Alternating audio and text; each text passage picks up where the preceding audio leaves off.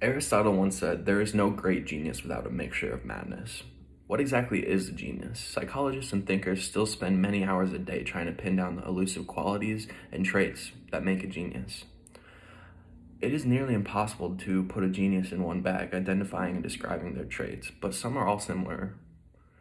I'm going to begin with how they classify what a genius is, then talk about some famous and not so famous geniuses, and lastly, the impact they've had on the world and how we classify geniuses to this day.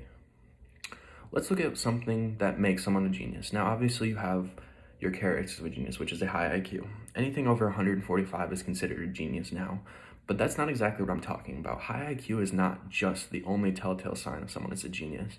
Take a painter for an example. His IQ is in canvas, paint, spatial awareness. That's someone who may not have the most book smart, but is very high intelligence in the idea of creativity and painting. Now, the roles of talent and heredity have played a large role in geniuses. Many geniuses come from smart families, have good education, and were raised that way. Some not so much, though. That's why it's so hard to impossibly pin down what exactly a painter is, or a genius, or an inventor. All these people share some similar traits, but it's impossible to classify them. Every single one of those geniuses dealt with something that was hard in their life or some kind of darkness. On page 64, a very famous genius and artist, Edward Munch, painter of the Scream, was told that someone could get rid of his mental problems, and he responded that they are part of me and my art. This is something that is shown in many geniuses' life, as they have dealt with some kind of darkness or depression that drove their creativity. That was part of them, and this seems to be an ongoing pattern with majority of geniuses. Also, their life pattern seems to be very similar in the idea of a lot of geniuses are considered disorganized in their time, maybe inability to focus on one thing. Now, that's just people not understanding these geniuses. They have a bigger idea in their head. They have something that they want to focus on, and they can't begin to even do the mundane life tasks without actually focusing exactly on these theories. Like Albert Einstein would lock himself away and constantly be working on theories. He didn't want to talk to anyone, he didn't want to be disturbed, and out in social life, sometimes he would be considered very introvert and within himself, but when he was in his lab doing his theories, he was very outspoken and very, very animated.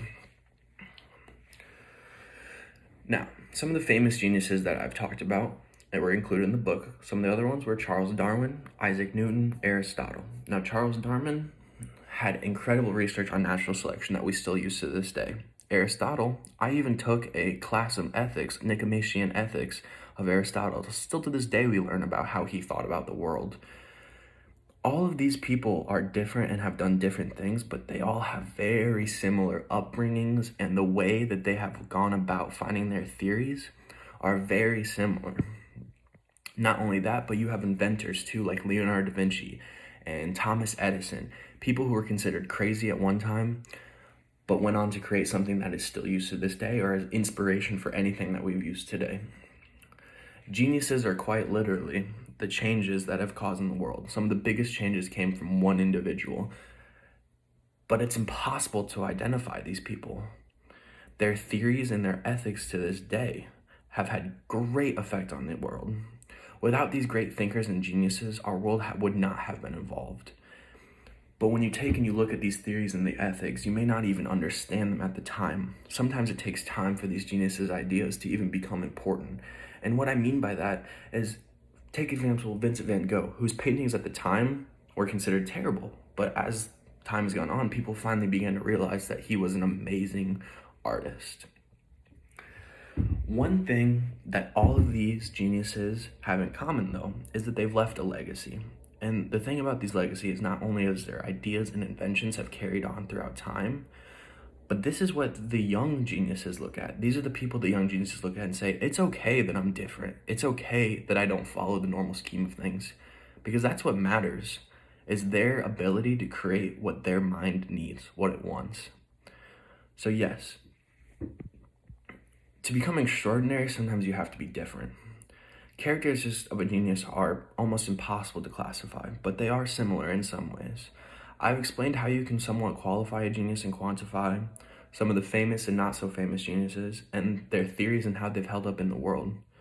But the fact that some geniuses were laughed at does not imply that all who are laughed at are geniuses. They laughed at Fulton, they laughed at the Wright brothers, but they also laughed at Bozo the Clown. Just remember that none of these characteristics are necessarily going to be the same for every genius, but they all do share at least some of them.